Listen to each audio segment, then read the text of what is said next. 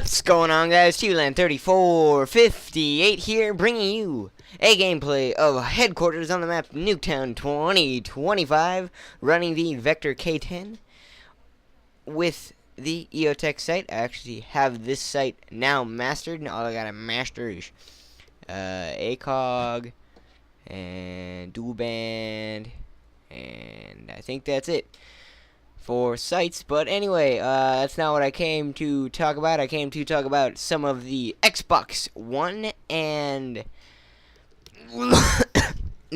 the Xbox One and the PlayStation 4 and Call of Duty Ghost information that was revealed yesterday.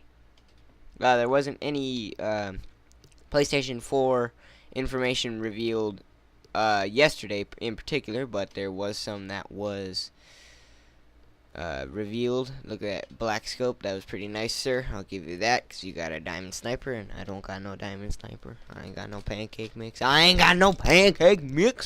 Anyway, so some of the Xbox One information. I don't really follow the Xbox One, so I don't have much information, but I do have some.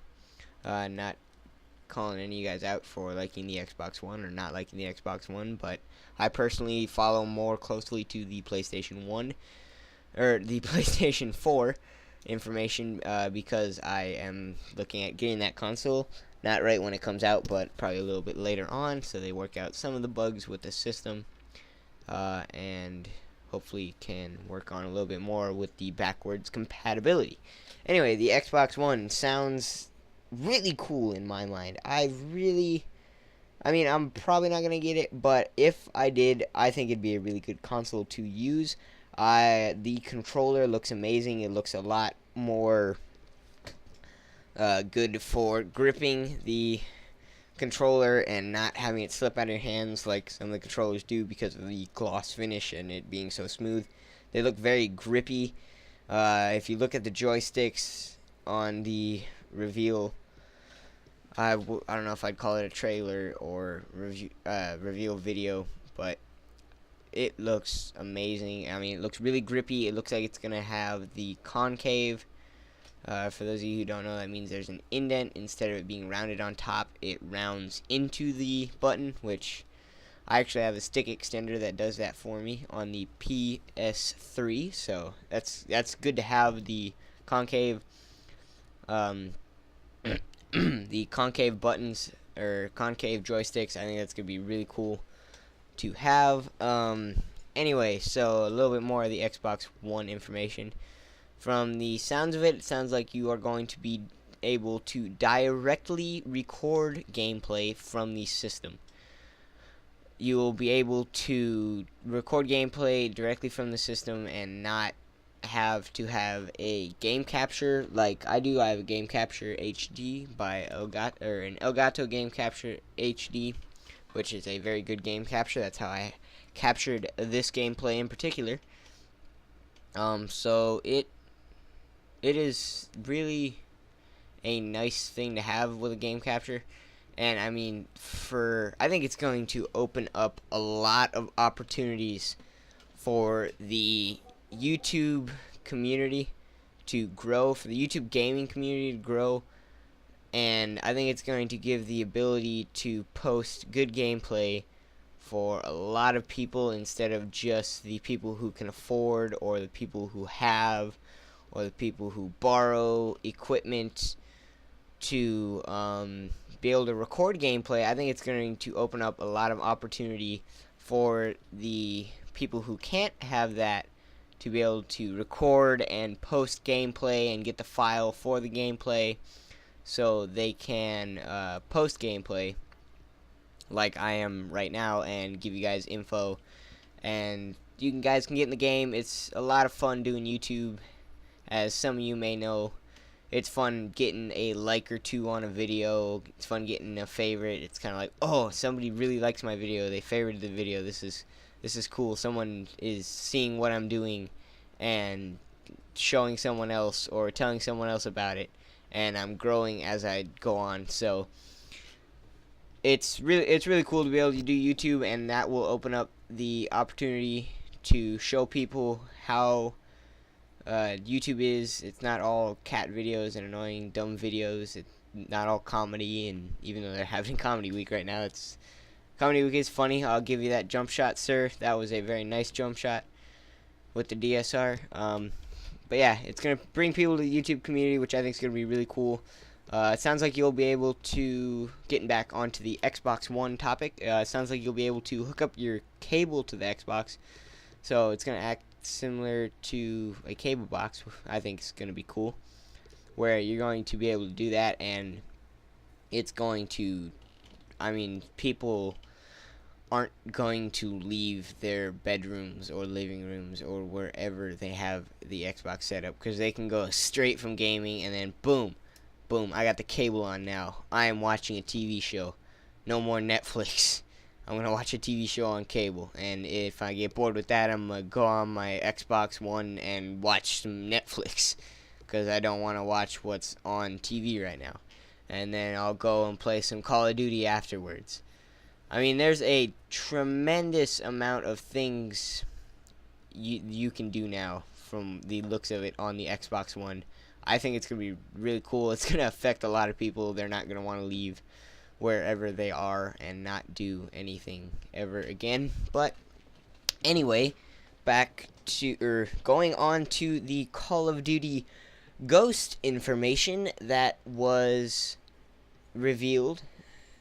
I don't think now I know that this is going to be a great game.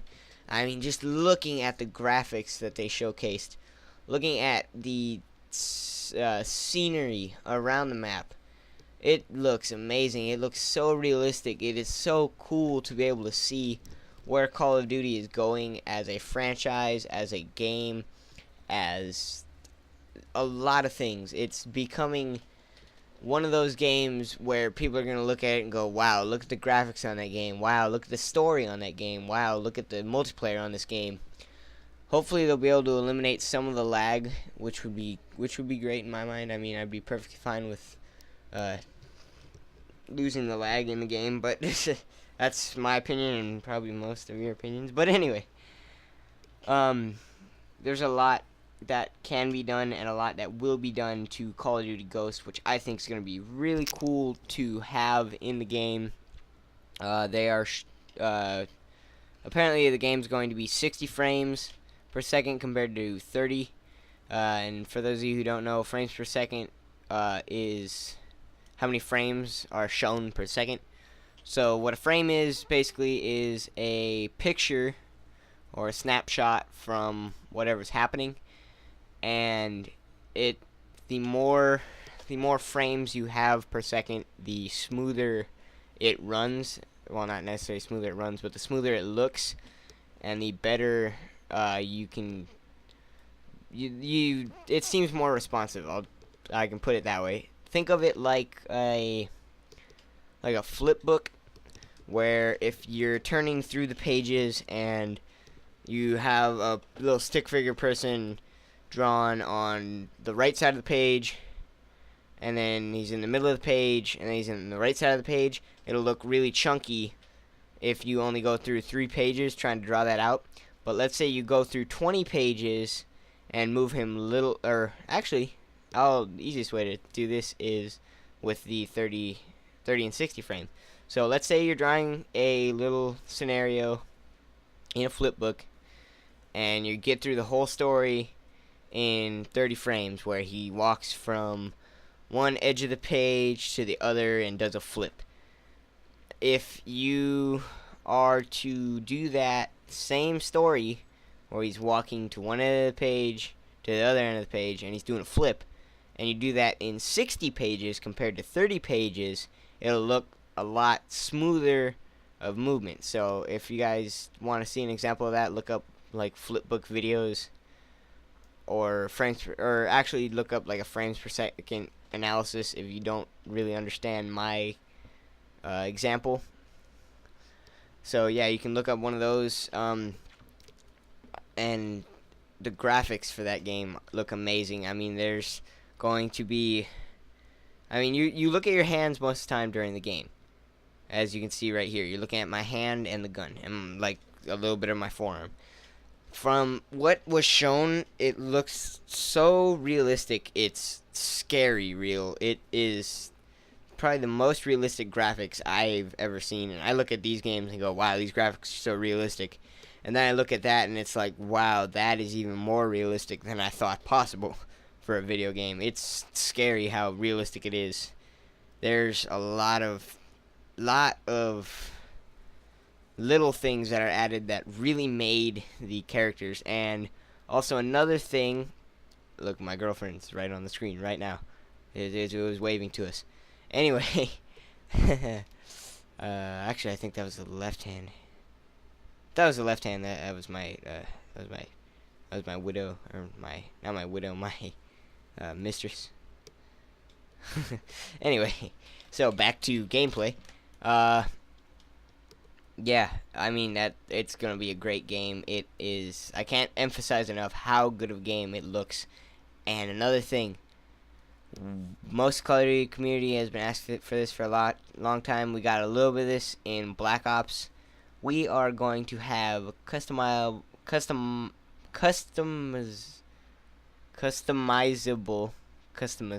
I don't know why I was trying to say that, but customizable character loadouts and character like features. So you'll be able to change what they wear, maybe probably the shoes they have on, which would kind of fit into what they wear, but maybe their facial features,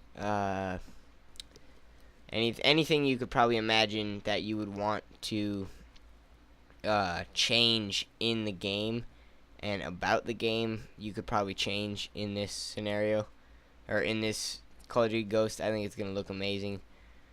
It's crazy what they're doing with games and how they're doing this with games, that it's getting so realistic, and you're gonna be able to customize your character, which, I mean, you see that in a lot of other games, and hopefully there'll be more features than there are in those other games, because with certain games it's like, oh, you can change his cheeks by like this much, and you can either make him super fat or super skinny, and then he's super fat again and super skinny again and whatever. But hopefully there's more like in between, which I think would be cool. We got a little bit of this in Black Ops 1 where we had the customizable face paint. We have customizable camos, which is cool. We can put a clan tag on our camo, which is cool. We can put an emblem on our gun, which is cool. I mean, we can do a lot of stuff to customize what our experience is. But now we can customize what we look at, so you can be in a party in the game with friends and be like, all right, I'm gonna run this setup. If you're looking for me, look for this loadout and this face, and you'll be able to see like who's what, and it'll be a lot different. Instead of a generic sniper, a generic SMG guy, a generic assault rifle guy. Oh, I just had a great idea. You could disguise yourself as like a sniper loadout, but you could be running around with like an assault rifle or an SMG and a pistol. So you wouldn't necessarily have the sniper loadout, which I think would be cool. But I just thought about that. Boom. I'm doing it live, guys. Look at this. Tied 125. Anyway, so what I'm going to be doing is, as of Friday, look at that, got the gold camo. As of Friday, I will be posting every one of the DLC map gameplays. With my opinion of the map, I will also be posting Mob of the Dead gameplay. Look at this clutch game, 130 to 125 in the final 3 seconds of the game, ladies and gentlemen. 135, 125, TV-Land 3458 going 39 and 31. See you guys tomorrow on Throwback Thursdays, and also on Friday with the DLC map coverage. My opinions on the map and some Mob of the Dead gameplay. That was an amazing triple kill right there. See you guys tomorrow in Throwback Thursdays. Clutch gameplay.